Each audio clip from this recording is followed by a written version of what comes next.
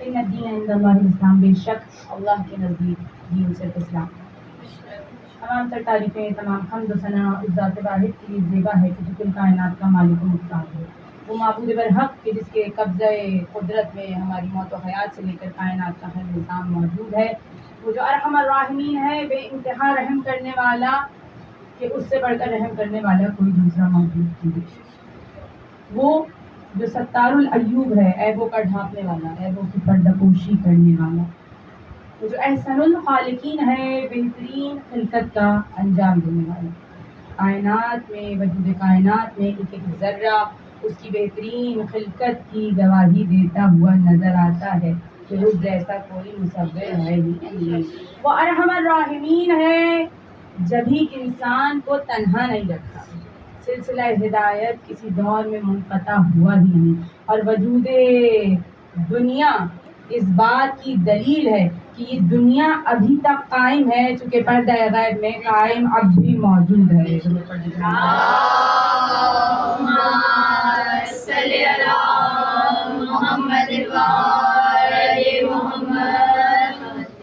ایام عزا کا آغاز ہوتا ہے اور ایک عظیم قربانی جسے کبھی فراموش نہیں کیا جا سکتا، اس کی یاد منائی جاتی ہے، اور چونکہ وعدہ خداوند متعال ہے کہ مٹ جائے گی دنیا لیکن نام امام حسین نہیں مٹ سکتا، کیونکہ امام حسین وہ ذات ہیں کہ جنہوں نے اللہ کے اس دین کو مٹنے سے بچایا جس کے لیے پروردگار عالم نے اپنے کلام بلاغت میں کہا کہ اللہ کے نزدیک دین صرف اسلام ہے۔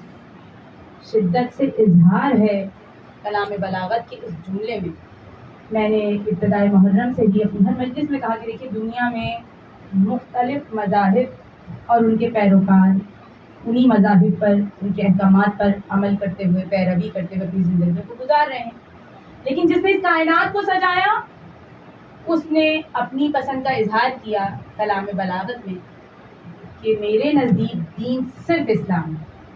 شدت ہے نا اظہار میں کہ اور کوئی دین خداوند متعال کو پسند نہیں اس دین کے علاوہ۔ جب اس دین پہ غور کرتے ہیں تو بڑا طویل سفر طے کیا اس دین نے بنی نوع انسان تک پہنچنے، 1,24,000 انبیاء تبلیغ اسلام کرتے رہے، حضرت آدم سے لے کے ختم المرسلین تک کا سفر طے کیا ہے دین اسلام نے۔ اتنا طویل سفر، صدیوں پہ امید یہ دین انسانوں تک پہنچا۔ ہر ہادی برحق اپنے اپنے زمانے میں بنی نوع انسان کو دین اسلام کے احکامات سے آگاہ کرتا، اور یہ وہ مشکل ترین کام تھا کہ جسے ہم کہہ کر گزر جاتے ہیں کہ جناب حضرت آدم آئے تبلیغ اسلام کی، حضرت نوح آئے تبلیغ اسلام کی، غرض ہر نبی کا نام لیتے رہیے اور کہتے رہیے کہ انہوں نے تبلیغ اسلام کی، لیکن ہر نبی سے پوچھیے کیا یہ کام ان کے لیے آسان تھا؟ وہ انسان جسے خداوند متعال اشرف قرار دے رہا ہے، اپنی مخلوقات میں بہترین مخلوق جسے بنانے کے بعد خود خداوند متعال فخر کر رہا ہے، اشرف المخلوقات کا درجہ دیا، عقل جیسی عظیم نعمت دی، انسان کو آراستہ کیا، سجایا اس نے عقل جیسی نعمت کے ساتھ، اس کے باوجود حضرت انسان کا کیا حال ہے کہ کچھ وقت نہیں لگتا انسان کو راہ ہدایت سے بھٹکنے میں۔ ایسے ہی تاریخ اٹھا کر دیکھیے، حضرت آدم سے شروع ہو جائیے اور انبیاء کی سیرت کو ذرا پڑھ کے دیکھیے کہ ہر نبی نے کتنی صحبت برداشت کی ہے، ہر نبی انسانوں کو خدا کے احکامات سنا رہا ہے اور بامشکل تمام آمادہ کر کے دین کی طرف لا رہا ہے، فلاح کے راستے پہ لا رہا ہے، اور کچھ وقت نہیں گزرتا کہ وہ قلیل گروہ جو ایک نبی کی محنت کے بعد حق کے راستے پہ آتا ہے، لیکن کچھ ہی وقت گزرتا ہے کہ اس میں سے بھی بہت سے لوگ راہ ہدایت سے ہٹ جاتے ہیں۔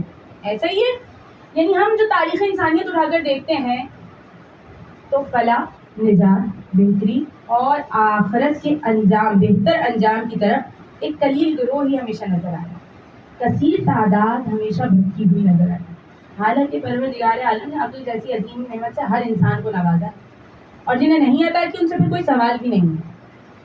سوال اسی سے ہے جس کے پاس عقل جیسی عظیم نعمت موجود ہے، جسے پروردگار عالم نے اس نعمت سے محروم رکھا، پھر اس سے کوئی سوال و جواب نہیں ہے۔ احکامات الہیہ کا نفاذ اسی پر ہے جو عقل و شعور کے ساتھ اس دنیا میں زندگی گزار رہا ہے۔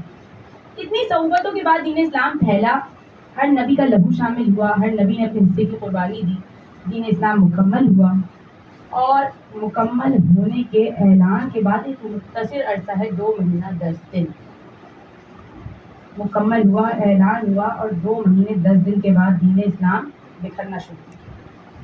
وہ جس نے صدیوں کا سفر کیا، اتنی محنت کے بعد مکمل ہوا، بقا کتنی ہے؟ بعد از رسول خدا، حالانکہ اسلام لاوارث نہیں ہے، رسول خدا نے وارث مقرر کیا ہے اور اپنی مرضی سے نہیں کیا، بحکم خداوند متعال رسول خدا نے وارث چھوڑا ہے، لیکن 2 مہینہ 10 دن کایا کیسے پلٹی ہے، انسان کیسے خسارے کا سودا کر رہا ہے، وارث نبی سے اس کا حق چھینا گیا، اور جب چھینا تو وہ اسلام جو صدیوں کا سفر طے کر کے مکمل پھلا پھولا تھا اور ابھی اعلان ہی ہوا تھا، وہ اسلام بکھرنا شروع ہوا، دین اسلام بکھرا، اور اس صورت بکھرا اتنا مسخر ہو گیا کہ وہ رسول اللہ جن کا کلمہ پڑھا جاتا تھا، مسلمان انہی کی اولاد کے خون کے پیاسے بے دریغ تیار ہیں خاندان رسالت کا لہو بہانے پر۔ کربلا ایک عظیم معرکہ ہے جس کے لیے انتخاب کیا گیا، اور کربلا تک وہی پہنچ سکا نصرت امام کے لیے کہ جو انتخاب تھا ذات خداوند متعال، جن کے نام حضر نامے میں موجود تھے۔ میں نے اس سے پچھلی مجلس میں بھی کہا کہ کربلا تک وہی آ سکا، کوفے والے بہت بدنام ہیں، آج تک اگر آپ کو کسی کو تانا دینا ہو تو کوفے کا نام استعمال کیا جاتا ہے کسی کی بے وفائی کو ظاہر کرنے کے لیے۔ ایسا نہیں ہے کہ کوفے میں سبھی لوگ بے وفا تھے، کوفے میں وہ اصحاب بھی موجود ہیں جو اسی سختی کے درمیان سے نکل کر اب عبداللہ تک پہنچے ہیں، اتنے پہرے کے باوجود۔ تاریخ کے پنے اٹھا کر دیکھیے، سیاہ تاریخ ہے ابن زیاد کی، جس قدر ظالم و جابر ہے کوفے کی حکومت کا، جب اس نے تخت سنبھالا ہے کوفے کا تو منادی تھی، چاروں طرف پہرے تھے، سپاہی تھے، کوئی بھی امام تک نہ پہنچ سکے، کربلا تک نصرت امام کے لیے نہ پہنچ سکے۔ اسی کوفے میں حبیب ابن مظاہر بھی ہیں، مسلم ابن اوسجہ بھی ہیں، اور یہ وہ امام کے ساتھی ہیں کہ جو نصرت امام کے لیے کربلا تک پہنچے۔ امام نے اگر کسی کو مدد کے لیے پکارا تو حبیب جیسا بوڑھا دوست بھی کربلا تک آیا، کربلا کے لیے انتخاب کیا گیا، چنا گیا، اور امام نے کربلا کے ہر شہید کو اس کی منزل کو اپنی آنکھوں سے دکھایا ہے۔ خوش نصیب اصحاب امام حسین کا کہ جنہوں نے اپنا منزل و مقام و مرتبہ اپنی آنکھوں سے بہشت میں دیکھا۔ ہم اور آپ بہشت کو کیا جانتے ہیں؟ کتنا جانتے ہیں؟ ہر ایک کے لیے بہشت کا اپنا ایک الگ نظارہ ہے، اتنا جتنا قرآن نے ہمیں دکھایا، اتنا جتنا علماء نے دکھایا، یعنی کسی کی بہشت یکساں نظر نہیں آتی، ہر ایک کے لیے بہشت کا ایک اپنا خواب ہے، لیکن امام نے اپنے اصحاب کو ان کی منزل، ان کا مقام بہشت نظر کروایا ہے سید الشہداء، امام کا انتخاب ہے۔ اور ایسے ہی ایک صحابی کا تذکرہ آج مجھے کرنا ہے، جن کا نام جب بھی لیا جاتا ہے تو کہا جاتا ہے خوش نصیب حر، نام بھی حر اور دوزخ سے بھی آزاد ہو۔ بہت تذکرہ سنا ہم نے، بچپن سے سنا جناب حر کا، جب اس دنیا میں آئے ہیں یہ بھی عطائے مولا حسین ہے۔ یاد رکھیے گا، اذہان میں رکھیے گا، امام حسن اور امام حسین علیہ السلام دونوں شہزادے، دستور تھا کمسنی سے پیادہ حج، یعنی سفر حج پیادہ طے کرتے، پیادہ۔ آج کے زمانے میں اگر حج کا تذکرہ کیا جائے، حج اس زمانے میں بھی مشکل تھا اور آج بھی جدید ترین سہولیات کے بعد بہت مشکل ہے، مشقت کا نام ہے، خدا کو جوانی کی عبادت چاہیے۔ ہمارے یہاں ضعیفی میں حج کا خیال آتا ہے، در حقیقت یہ وہ عبادت ہے جو جوانی کی عبادت ہے۔ آج کی جدید ترین سہولیات کے باوجود عرب کی گرمی اس وقت بھی شدت پہ تھی اور دونوں شہزادے پیادہ حج کیا کرتے تھے۔ امام جا رہے تھے، کمسنی کا عالم ہے، حج کا سفر ہے، کہ رستے میں قیام کیا اور ایک ضعیفہ جو قریب میں رہتی ہے اپنے گھر دونوں شہزادوں کو بلایا اور رات بھر امام نے قیام کیا۔ اس ضعیفہ نے دونوں شہزادوں کی خوب خدمت کی، کھانا تیار کیا، امام کے سامنے پیش کیا، آرام دہ بستر پیش کیا۔ جب امام نے آرام کر لیا اور دوبارہ اس کے گھر سے نکل کر حج کے سفر کی طرف روانہ ہونے لگے تو امام نے پوچھا کہ تو کیا چاہتی ہے؟ امام کیا مانگنا چاہتی ہے؟ کہا مولا اس عمر تک بے اولاد، اولاد کے لیے دعا دی جائے گی۔ امام نے فرمایا جا، میں تجھے بشارت دیتا ہوں، خداوند متعال تجھے ایک فرزند عطا کرے گا اور تو اس کا نام حر رکھنا۔ دونوں شہزادے دعا دیتے ہوئے حج کرنے کے لیے چلے گئے۔ امام کی دعا بارگاہ خداوند متعال میں مقبول ہوئی اور پروردگار عالم نے اسے فرزند عطا کیا۔ اب یاد تھا کہ جس سے کہہ کے مانگا تھا اس نے یہ بھی کہا تھا کہ نام کیا رکھنا ہے، نام رکھا، کوئی نام رکھا۔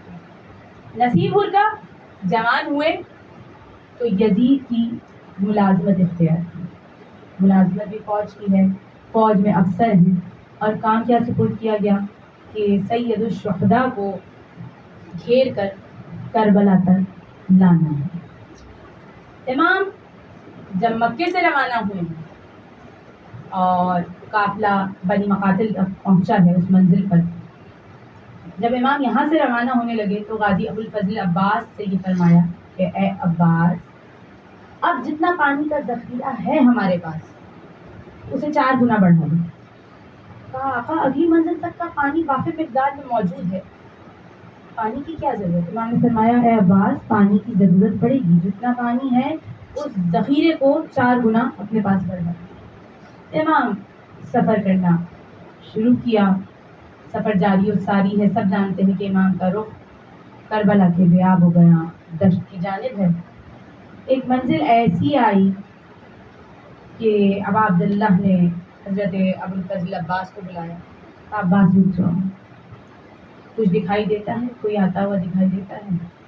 کہا آقا دور سے ایسا محسوس ہوتا ہے کچھ درخت نظر آ رہے، کھانے کی درخت نہیں ہے، یہ علم پرچم لیے ہوئے لوگ ہیں اور جو ہماری جانب آ رہے ہیں، کچھ دیر یہیں رک جاؤ۔ جب وہ پرچم والے لوگ قریب آئے تو سب جانتے ہیں کہ صحرا کی پیاس انسان کو مارے ڈالتی ہے، صحرا کا سفر بغیر پانی کے انسان کی جان لے سکتا ہے۔ عرب کی گرمی آج بھی مشہور ہے، اور اس جدید ترین سہولیات کے دور میں بھی سب نے دیکھا کہ حج پہ جانے والوں کے لیے آج بھی عرب کی گرمی کس قدر قہر ڈھا رہی ہے۔ بہرحال جب وہ قافلہ قریب آیا تو کیا دیکھا کہ سواریوں کی زبانیں باہر لگتی، گھوڑے پیاس سے نڈھال ہیں اور سوار لبے دم۔ امام نے فرمایا عباس کو پانی کا ذخیرہ کے ساتھ لانے کو کہا تھا، مشکوں کے دہانے کھولے۔ غازی ابو الفضل عباس بحکم سید الشہداء آگے بڑھ بڑھ کر پانی پلاتے ہیں، شہزادہ حضرت علی اکبر بھی ساتھ ہیں جو آگے بڑھ کر پانی پلا رہے ہیں۔ غرض امام کے لشکر کا ایک ایک بندہ آگے بڑھ بڑھ کے خود پانی پلا رہا ہے، اور حکم ابا عبداللہ کیا ہے کہ جب تک سیراب ہو کر پانی نہ پی لیں مشکوں کے دہانے کھلے رکھو۔ جانوروں کے لیے حکم یہ تھا کہ جب تک جانور خود پانی سے منہ کو نہ ہٹا لے، سامنے سے پانی نہ ہٹایا جائے۔ ایسے میں ایک شخص آگے بڑھا جو شدت پیاس سے اس قدر نڈھال ہے، جاں بلب ہے کہ مشکیزے کو بڑی شدت سے تھامنا چاہتا ہے، لیکن ہاتھوں میں اتنی طاقت نہیں کہ مشکیزہ صحیح طریقے سے تھام سکے۔ مشکیزہ ہاتھوں سے چھوٹا، زمین پہ گرا اور پانی بہہ گیا۔ اتنے میں دیکھا ایک شخص جو دور بیٹھا ہوا تھا خود اپنے مقام سے اٹھا اور آ کر مشق کا دہانہ کھولا اور اس شخص کو پانی پلایا۔ یہ ہے سید الشہداء جو اپنے مقام سے اٹھے اور آ کر اس شخص کو پانی پلایا۔ اور یہ شخص وہ شخص تھا کہ روز عاشورہ جب امام نے پانی کا سوال کیا تو اسی نے گھوڑے پر بلند ہو کر کہا تھا کہ تمہارے لیے پانی نہیں۔ اس سخی ابن سخی کے دربار میں بیٹھے ہیں، امام جانتے تھے کہ وہ ہے جو میرے علی اصغر کے لیے بھی پانی نہیں دے گا، اس کو بھی امام نے اپنے ہاتھوں سے پانی پلایا۔ اب جب حر کا رسالہ سیراب ہو چکا، امام اپنے گھوڑے پہ سوار ہوئے اور غازی ابو الفضل عباس کو حکم دیا کہ اے عباس اب قافلے رواں دم کرو۔ ابھی امام کی سواری کچھ آگے بڑھی تھی کہ حر ابن ریاحی نے آگے بڑھ کر امام کی سواری کی لگام کو تھاما اور موڑنا چاہا۔ جو جرت حر نے کی تھی، امام نے جواب میں فقط ایک جملہ کہا، اے حر کیا تیری ماں تیرے ماتم میں بیٹھے؟ عرب کے محاوروں میں یہ بہت بڑا محاورہ ہے، جب کسی کو ختم کرنے کی دھمکی دینی ہو یا کسی کا سر تن سے جدا کرنے کی بات کرنی ہو تو کہا جاتا ہے، امام نے فرمایا تیری مجال کیا چاہتا ہے؟ تیری ماں تیرے ماتم میں بیٹھی؟ ایک مرتبہ وہیں کاٹ دوں جب نہ رسول اللہ آپ کی ماں سیدہ ہے، میری کیا مجال کہ میں کچھ کہہ سکوں۔ حکم یزید یہ ہے کہ آپ کو اسی مقام پر روک دیا جائے۔ اب جب امام کا جملہ سن لیا نا، پیغام بھی پہنچا دیا، امام نے فرمایا اے حر، میں اپنی مرضی سے سفر کو اختیار کروں گا۔ اب حر کا رسالہ سید الشہداء کے پیچھے پیچھے سفر کر رہا ہے اور حر خاموشی سے تھوڑے فاصلے سے مولا کے ساتھ ساتھ چل رہے۔ 2 محرم کو قافلہ کربلا پہنچ گیا۔ شب عاشور نمودار ہوئی۔ قیام امام حسین سے الاتش الاتش کی صدائیں، الاتش الاتش، ہائے پیاس ہائے پیاس۔ یہ جملہ ہم نے بچپن سے سنا، ایسا ہی مسائل میں کہ سید الشہداء کے بچے پیاسے تھے اور قیام امام حسین سے الاتش کی صدائیں آ رہی تھی، ایسا ہی۔ میرا سلام ہے کربلا کے بچوں کا۔ کسی بچے نے یہ نہیں کہا کہ ہائے میں بھوکا ہوں، کسی بچے نے ایسے آواز لگائی الجو الجو میں بھوکا ہوں، نہیں، الاتش۔ انسانیت کے خلاف کھانا مانگا جائے، عزت دار کے لیے بہت مشکل ہے کسی کے آگے کھانے کے لیے آپ پیاس کا سوال کر سکتے، ہم پیاسے ہیں۔ اس صدا نے حر کو جھنجھوڑا۔ امام نے وہیں حر کے ایمان کو بھانپ لیا تھا جب اس نے کہا تھا آقا آپ کی ماں شہزادی۔ امام سمجھ چکے تھے۔ یہ صدائیں جب حر کے کان میں آئی نا، الاتش الاتش، ایک مرتبہ یاد آیا کہ میں نے مجھے نہیں یہاں تک لایا، میں تو کب کا ہلاک ہو جاتا۔ اگر سید الشہداء مجھے پانی نہ دیتے تو میں تو اسی دشت میں مر جاتا۔ یہ میں نے کیا کیا؟ اب ایک مرتبہ حر پریشان ہے، کیا کرے؟ شب عاشورہ کبھی خود کو نار جہنم کے دروازے پہ پاتا ہے، کبھی بہشت کے دروازے پہ دیکھتا ہے۔ فیصلہ کیا، ایک مرتبہ اپنے بیٹے سے کہا میرے دونوں ہاتھوں کو پسے پشت باندھ دو۔ یہاں حر فیصلہ کر چکا تھا، وہاں اب عبداللہ جانتے تھے کہ میرا چاہنے والا ابھی وہاں ہے، اسے یہاں آنا ہے۔ مولا نے تیاری کی، جاؤ عباس میرا ایک چاہنے والا آ رہا ہے۔ وہاں حر نے اپنے بیٹے سے کہا کہ میرے دونوں ہاتھوں کو ایسے باندھ دے جیسے ایک بھاگا ہوا غلام اپنے آقا کی خدمت میں پیش کیا جاتا ہے۔ ہاتھوں کو بندھوایا، گھٹنوں کے بل سید الشہداء کی خدمت میں حاضر ہوئے۔ اے آقا مجھے معاف کر دیجیے۔ امام نے خود آگے بڑھ کر اپنے چاہنے والے کا استقبال کیا۔ اب جب حر آ رہا تھا نا تو بیٹے نے کہا بابا جب تک نارے جہنم کی طرف رخ تھا تو ہم سب کو لے کر چلے، اب جب بہشت کے دروازے کی طرف جا رہے ہو تو تنہا جا رہے ہو؟ بیٹا بھی ساتھ آیا، حر کا بھائی بھی ساتھ آیا، حر کا غلام بھی ساتھ آیا، آ کر سید الشہداء سے معافی مانگی، مولا مجھے معاف کر دیجئے۔ امام نے فرمایا حر میں نے تجھے معاف کیا۔ مولا نے خود اپنے سینے سے لگایا، اے حر تو یہاں بھی آزاد تھا، وہاں بھی آزاد ہے، جسے بہشت کی خبر مولا دے دے خوشا نصیب حر کہ نارے جہنم۔ دیکھیے اتنا بڑا جرم کہ آپ سوچ نہیں سکتے، نام بھی حر اور دوزخ سے بھی آزاد ہو گئے۔ اور سند کس سے لی ہے؟ سید الشہداء سے سند لی ہے۔ درود پڑھ دیجیے محمد علی محمد پر، تھوڑا تھوڑا آگے آگے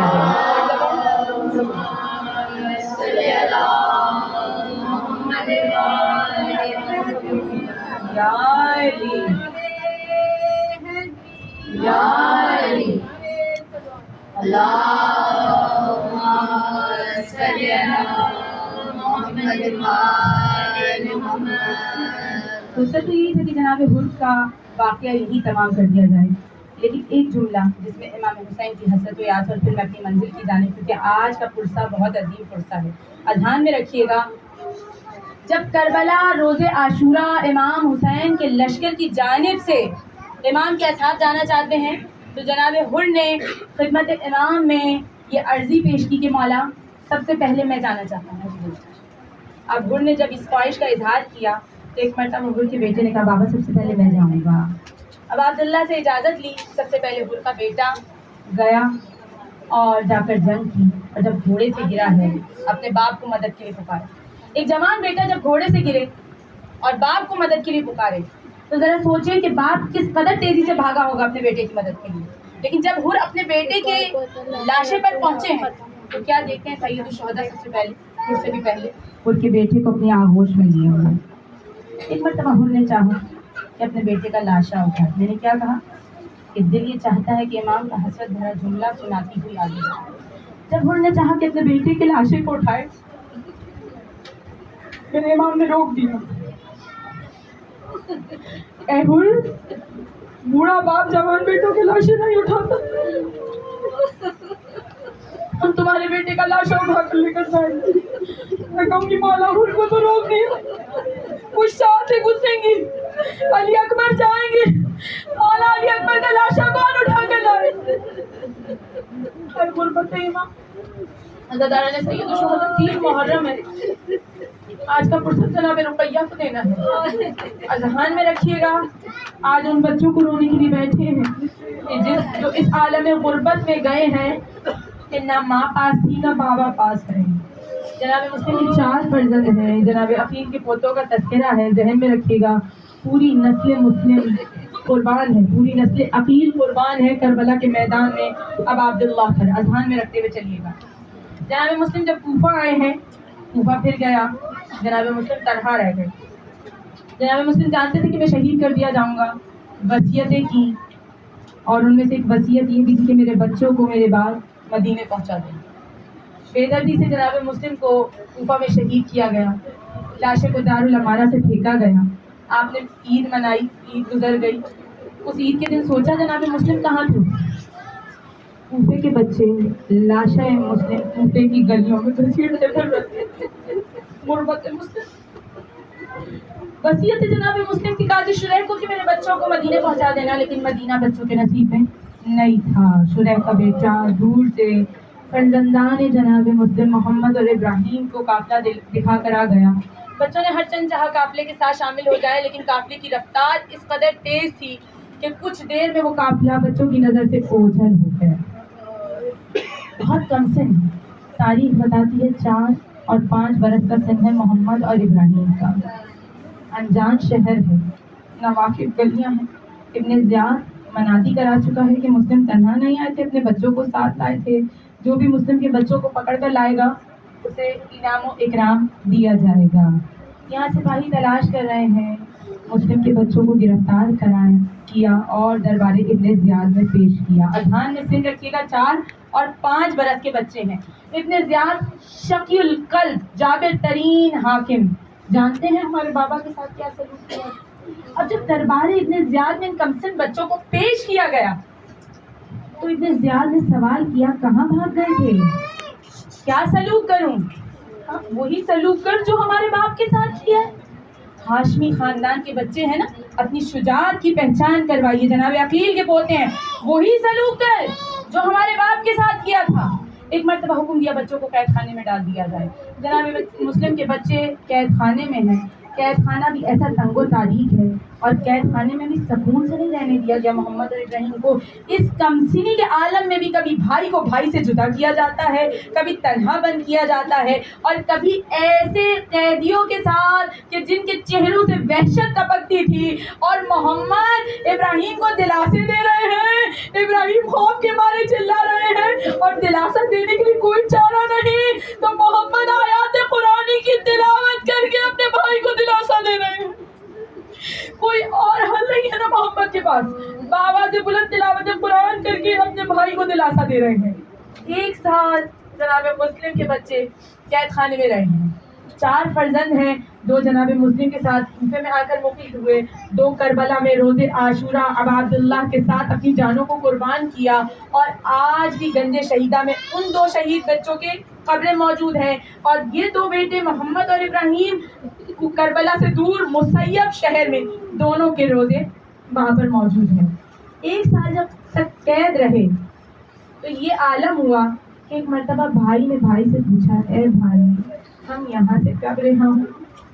آئے بھیا جب موت آئے گی، چھوٹے بھائی کا دل بھر آیا، ایک مرتبہ پوچھا بھیا موت کب آئے گی؟ کہا اچھا آج زندان بان آئے گا، ہم اسے کھانا نہیں مانگیں گے، اپنا حال دل کہیں گے۔ مشہور آیا، ایک مرتبہ اپنے حسب و نسب سے آگاہ کیا، جب مشہور کو یہ پتہ چلا کہ اولاد رسول میری قید میں، ہاتھوں کو جوڑ کر کھڑا ہو گیا، کہا شہزادو مجھے معاف کر دو، مجھے نہیں پتا تھا کہ رسول اللہ کے گھرانے کے بچے میری قید میں ہیں، اور حکم کیا تھا کہ قید میں بھر پیٹ غذا اور پانی بچوں کو نہ دی جائے۔ ایک مرتبہ جب مشہور کو پتہ چلا، کہا بچوں یہ زندان کا دروازہ کھلا ہے، جہاں جانا چاہتے ہو چلے جاؤ، کہا ہمیں ہمارے آقا کے پاس پہنچا دے۔ سید الشہداء کا نام آنا تھا کہ ایک مرتبہ بچوں کی سامنے مشہور کے آنکھوں سے آنسو جاری ہوئے. بچے سمجھ گئے. کہا تم 1 سال سے قید میں ہو. سید الشہداء روز عاشورہ شہید کر دیے گئے. آپ کی والدہ اس وقت شام میں جناب زینب کے ساتھ مقیم ہے. بچوں زندان کا در کھلا ہے, بس مجھے معاف کر دینا, تم جہاں جانا چاہتے ہو چلے جاؤ. یا ابن زیاد کو خبر ملی, حکم دیا کہ مشہور کو اتنے کوڑے مارے جائیں کہ جب تک اس کی جان نہ نکل جائے کوڑے نہ روکے جائیں. ہر کوڑے پہ وہ بندہ خدا شکر خدا ادا کرتا تھا کہ شکر ہے کہ مجھے اپنی غلطی کی سزا اسی دنیا میں مل گئی ہے. اللہ تعالیٰ نے سید الشہداء کوفے سے تو اب بھی بچے نا واقف ہیں. اب جب زندان سے چھٹے ہیں تو چھپ کر سفر کرتے ہیں, تھک کر رات میں کہیں چھپ جاتے ہیں, قیام کرتے ہیں. جب چلتے چلتے تھک جاتے ہیں, ایک وقت ایسا آیا کہ مقدر کھینچ کے حارث ملعون کے گھر لے آیا. ابن زیاد کی منادی تھی کہ جو بھی مسلم کے بچوں کو لائے گا اسے بھاری انعام و اکرام دیا جائے گا, اور حارث ملعون بچوں کی تلاش میں دن بھر مارا مارا پھرتا رہا. یہاں بچے حارث کے گھر نصیب لے آیا جس کی زوجہ مومنہ ہے. بچوں کی خدمت کی, کھانا میسر آیا, آرام سے بستر ملا. مدت کے بعد جب بچوں کو آرام میسر آیا, دونوں بھائی سو گئے. اب جب سوئے ہیں تو کیا دیکھتے ہیں, رسول خدا کھڑے ہیں, جناب مسلم کھڑے ہیں. جناب رسول خدا فرما رہے ہیں, مسلم میرے بچوں کو کہاں نہ لگایا آدھا میں چھوڑ آئے ہو. ایک مرتبہ جناب مسلم کہتے ہیں, یا رسول اللہ بہت جلد میرے بچے مجھ سے یہاں ملیں گے. دونوں بچے خواب سے بیدار ہوئے. بھائی نے بھائی کو اپنا خواب سنایا. اب جو بچوں کی گریے کی صدا بلند ہوئی, حارث ملعون جو دن بھر ان بچوں کی تلاش میں پھر رہا تھا, بچوں کے رونے کی صدا پر اپنی زوجہ سے پوچھتا ہے کہ یہ رونے کی آواز کیسی ہے. وہ مومنہ جانتی ہے کہ یہ بچوں کو ڈھونڈتا پھر رہا ہے. ایک بار چاہا کہ اس کا دھیان اس جانب مبذول نہ ہو, لیکن حارث حجرے کی طرف آگے بڑھا, اندر داخل ہوا. بچے سے پوچھا تم کون ہو. انہوں نے مومنہ کی طرح رحم دل جان کر فقط اتنا کہا کہ ہم مسلم ابن عقیل کے فرزند ہیں. اب یہ جملہ جو سنا, اس ملعون نے ننھی ننھی زلفوں سے پکڑا, گھسیٹتا ہوا لے کر چلا, صحن میں لا کر درخت سے باندھ دیا. عزادارہ نے سید الشہداء دونوں بچے رات بھر درخت سے بندھے ہوئے گریہ ازاری کرتے رہے. صبح نمودار ہوئی, حارث ملعون فرات کی جانب محمد و ابراہیم کو کھینچتا ہوا لے کر چلا. وہ مومنہ پیچھے پیچھے فریاد کرتی جا رہی ہے, اے حارث چھوڑ دے, کم سے ہے, یتیم ہے, نہ ماں ہے نہ باپ ہے. عزادارو جب فرات کے کنارے لے کے پہنچا, وہ مومنہ ہر چند اصرار کر رہی ہے, لیکن حارث کا غیظ و غضب اتنا بڑھا کہ تلوار کا ایسا وار کیا کہ اس مومنہ کی روح کفت انصری سے پرواز کر دی. حارث کا بیٹا اب حائل ہوا درمیان میں کہ کسی طرح میرا باپ ان بچوں کے خون سے اپنے ہاتھوں کو رنگین نہ کرے, لیکن وہ ظالم اس قدر غیظ و غضب میں تھا کہ اپنے بیٹے کو بھی تلوار کا وار کیا. غلام جو یہ تمام منظر دیکھ رہا تھا, اپنی جان بچانے کے لیے فرات میں کود کر اس نے اپنی جان بچائی. خاندان بنی ہاشم کے بچے ہیں نا, ذرا عظمت, شجاعت اور سید الشہداء کے پیغام کو کس مقام پر بلند کر رہے ہیں اذہان میں رکھیے گا. بچوں نے ایک مرتبہ بھی حارث سے یہ نہیں کہا کہ تمہاری جان بخش دے, نہیں کہا, فقط اتنا کہا, اے حارث 2 رکعت نماز پڑھنے کی اجازت دے دے. حارث جیسے جابر بچوں کے سامنے جو زوجہ کو بھی مار رہا ہے, اپنا بیٹا بھی قتل کر رہا ہے, کیا بچوں کو اس سے خوف نہیں آ رہا ہوگا؟ خاندان بنی ہاشم کے بچے ہیں, اے حارث 2 رکعت نماز پڑھنے کی اجازت دے دے. بچوں نے نماز پڑھی. ایک مرتبہ حارث نے چھوٹے بھائی کو زلفوں سے کھینچا, بڑا بھائی تڑپ گیا. ایک مرتبہ محمد کہتے ہیں, حارث یہ ظلم نہ کرنا, میرے سامنے میرے چھوٹے بھائی کو نہ مارنا. چھوٹے بھائی کو چھوڑ کر بڑے بھائی کو پکڑا, محمد کے سر کو تن سے جدا کیا, لاشیں کو فرات میں بہایا, سر کو دشت میں رکھا. ابراہیم خون میں لوٹ رہے ہیں, بچے کو زلفوں سے پکڑا, سر کو تن سے جدا کیا. عالم غربت سیدہ گریہ کر رہی ہے, تنہائی کا عالم ہے, لاشا فرات میں بہایا. ننے ننے سر دشت دلا میں سجا لیے ظالم نے, پرسا